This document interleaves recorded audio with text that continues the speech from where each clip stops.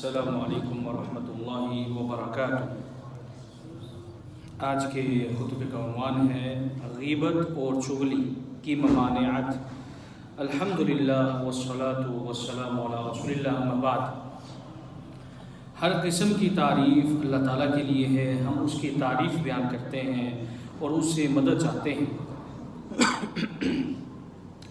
اور ہم گواہی دیتے ہیں کہ اللہ کے سوا کوئی بھی معبود نہیں، برحق معبود نہیں، وہ یکتا ہے، اکیلا ہے، اس کا کوئی بھی شریک نہیں۔ اور ہم یہ بھی گواہی دیتے ہیں کہ جناب محمد رسول اللہ صلی اللہ علیہ وسلم اللہ تعالیٰ کے بندے اور اللہ تعالیٰ کے آخری رسول ہیں۔ اللہ تعالیٰ آپ پر، آپ کی آل پر اور تمام صحابہ کرام پر ڈھیروں درود و سلامتی نازل فرمائے۔ حمد و ثنا کے بعد، اے اللہ کے بندو، بڑے گناہ دنیا و آخرت میں ہر قسم کی شقاوت و بدبختی اور شر و عذاب کا باعث ہوتے ہیں۔ گناہوں میں سب سے بدترین گناہ وہ ہے جس کا نقصان اور خطرات بھی زیادہ ہوں۔ ایسے ہی بدترین کبیرہ گناہوں میں سے ایک غیبت اور چغل خوری بھی ہے۔ اللہ تعالیٰ نے اسے اپنی کتاب قرآن کریم میں اور اپنے نبی کریم صلی اللہ علیہ وسلم کی زبان مبارک سے حرام قرار دیا ہے، کیونکہ غیبت کرنا دلوں میں بگاڑ اور باہم دوری پیدا کرنے والے گناہ ہیں۔ یہ نفرتوں اور شر و برائی کا بیج بوتے اور پھر انتہائی فتنوں کو جنم دیتے ہیں، پھر انتہائی مہلک نتائج تک کھینچ لے جاتے ہیں اور انتہائی مہلک ترین نتائج تک پہنچ جاتے ہیں، اور ان گناہوں کا ارتکاب کرنے والوں کو اس کی ندامت کا سامان کر دیتے ہیں، جبکہ ندامت کسی کام نہیں آئے گی۔ یہ اعمال اختلاف کی خلیج کو بڑھا دیتے ہیں، باہمی حسد و حقد پیدا کرتے ہیں، عزیز و اقربا، دوست و احباب اور ہمسایوں کے مابین عداوت و دشمنی پیدا کرنے کا باعث بنتے ہیں۔ انہی کی وجہ سے نیکیوں میں کمی اور گناہوں میں اضافہ ہو جاتا ہے۔ یہ بندے کو ذلت اور رسوائی کی طرف کھینچ لے جاتے ہیں۔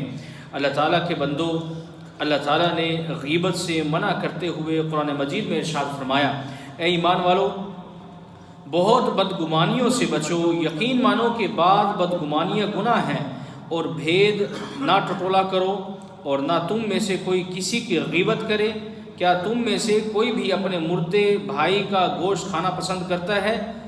تم کو اس سے گھن آئے گی، اور اللہ سے ڈرتے رہو، بے شک اللہ توبہ قبول کرنے والا اور انتہائی زیادہ مہربان ہے۔ نبی کریم صلی اللہ علیہ وسلم نے ارشاد فرمایا، کیا تم جانتے ہو کہ غیبت کیا ہے؟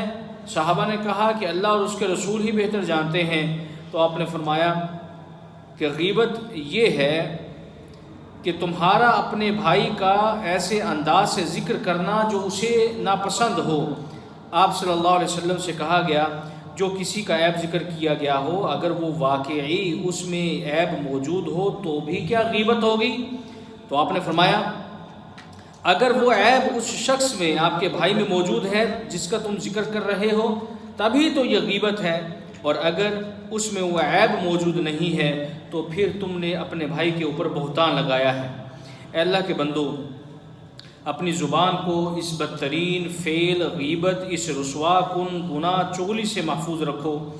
جس نے ان لغزشوں سے اپنی زبان کو بچا لیا اور اپنے تمام اعضائے جسم کو اطاعت کے کاموں پر لگا دیا، سمجھ لے کہ وہ شخص کامیاب ہو گیا، کیونکہ نبی کریم صلی اللہ علیہ وسلم کی حدیث ہے، جو شخص مجھے دونوں جبڑوں کے درمیان والی چیز یعنی زبان اور دو ٹانگوں کے درمیان والی چیز یعنی شرمگاہ کی ضمانت دے دے تو میں اسے جنت کی ضمانت دیتا ہوں۔ حضرت ابو موسیٰ اشعری رضی اللہ عنہ کہتے ہیں کہ میں نے عرض کیا، اے اللہ کے رسول صلی اللہ علیہ وسلم، مسلمانوں میں سے افضل کون ہے سب سے زیادہ؟ تو آپ صلی اللہ علیہ وسلم نے فرمایا کہ جس کی زبان اور ہاتھ سے دوسرے مسلمان محفوظ ہوں۔ ایک صحابی نے عرض کی، اے اللہ کے رسول، نجات پانے کا طریقہ کیا ہے؟ فلاح کا کیا طریقہ ہے؟ تو آپ صلی اللہ علیہ وسلم نے فرمایا، اپنی زبان پر مکمل کنٹرول رکھو، بلا ضرورت گھومنے پھرنے اور بولنے کی بجائے اپنے گھر میں ٹکے رہو اور اپنے گناہوں پر رویا کرو۔ اے اللہ کے بندو، زبان کی لغزشوں سے ہوشیار رہو اور اس کی لگام کبھی بھی ڈھیلی نہ چھوڑو، کیونکہ یہ زبان مہلک بیماریوں اور تباہ کن گناہوں میں مبتلا کر دیتی ہے اور آفات و حسرات کا سبب بھی بنتی ہے۔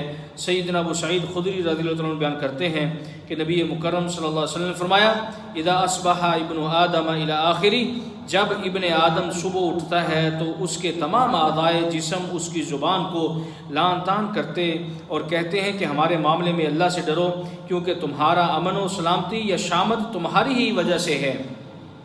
اگر تم سیدھی رہو گی تو ہم بھی بچے رہیں گے، اور اگر تم ٹیڑھی چلو گی تو ہماری بھی شامت آئے گی اور ہمیں بھی ٹیڑھے ہونا پڑے گا۔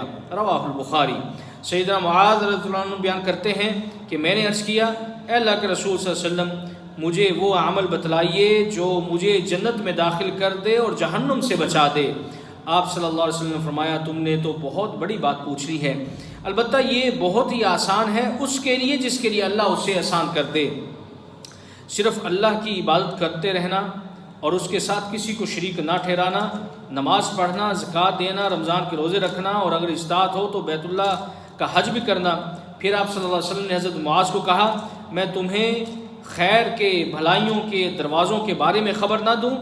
فرمایا، پھر روزہ آگ سے ڈھال ہے، صدقہ گناہوں کو یوں مٹا دیتا ہے جیسے پانی آگ کو بجھا دیتا ہے، اور رات کی نماز تہجد۔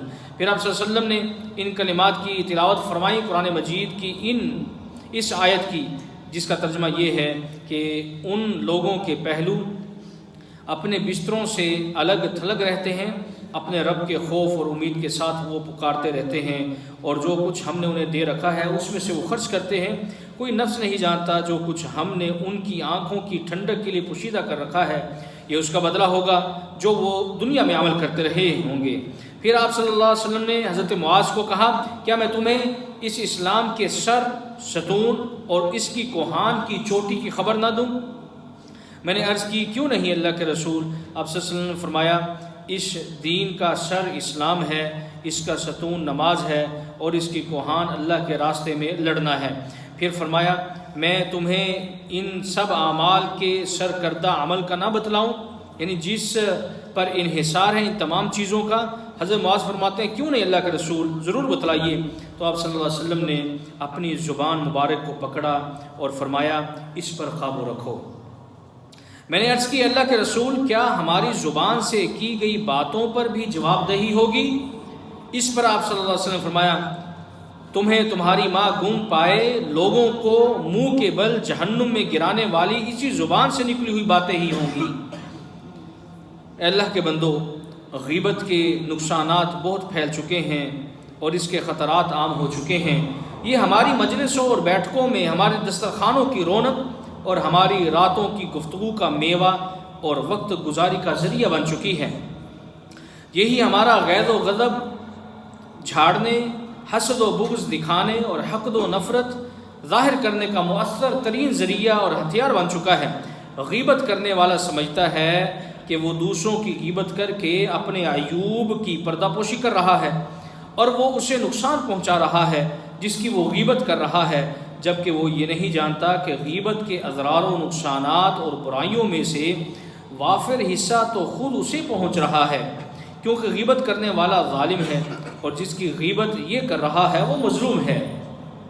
اسی طرح نبی کریم صلی اللہ علیہ وسلم نے فرمایا، جو شخص اپنے کسی بھائی کی آبرو یعنی عزت کا دفاع کرتا ہے، قیامت کے دن اللہ اس کو جہنم سے محفوظ کر دے گا۔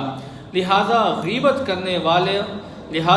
کرنے والوں کو مسلمانوں کی آبرو کے ساتھ کھیلنے سے روکو۔ اے اللہ کے بندو، غیبت اور چغلی دونوں کبیرہ گناہ ہیں جنہیں شیطان بنا سما کر انسان کے سامنے پیش کرتا ہے، اور انسان اس کے مکر و فریب اور گمراہ کن جال میں پھنس جاتا ہے۔ ایسا کر کے مسلمان اپنے ہی آپ پر خود ظلم کر رہا ہوتا ہے۔ چغلی بھی غیبت ہی کی ایک بدترین شکل ہے اور قسم ہے۔ چغلی یہ ہے کہ لوگوں میں سے ایک کی بات دوسرے کو بتائی جائے، پہنچائی جائے، تاکہ ان دونوں کے درمیان فتنہ و فساد اور نفرت پیدا ہو۔ اللہ تعالیٰ نے غیبت اور خصوصاً چغل خوری کی مذمت کرتے ہوئے قرآن مجید میں ارشاد فرمایا، اے میرے نبی، کسی ایسے شخص کا کہا مت ماننا جو زیادہ قسمیں کھانے والا ہو، بے وقار، کمینہ، عیب گو، یعنی لوگوں میں عیب نکالنے والا، چغل خور، بھلائی سے روکنے والا، حد سے بڑھ جانے والا، گنہگار، سرکش، پھر ساتھ ہی بے نسب بھی ہو۔ اسی طرح نبی کریم صلی اللہ علیہ وسلم نے فرمایا چغل خور جنت میں داخل نہیں ہوگا۔ اے اللہ کے بندو، اللہ سے ڈرو اور اس کا توقع الہی اختیار کرو، اور اپنے آپ کا محاسبہ کر لو اس سے پہلے کہ تمہارا محاسبہ کیا جائے۔ خود کا وزن کر لو کہ اس سے پہلے تمہارے اعمال کا وزن کیا جائے۔ اللہ تعالیٰ قرآن مجید کو ہمارے لیے خیر و برکت والا بنائے اور اس کی آیات سے مستفید ہونے کی توفیق عطا فرمائے۔ سبحان ربک رب العزۃ عما یصفون وسلام علی المرسلین والحمد للہ رب العالمین۔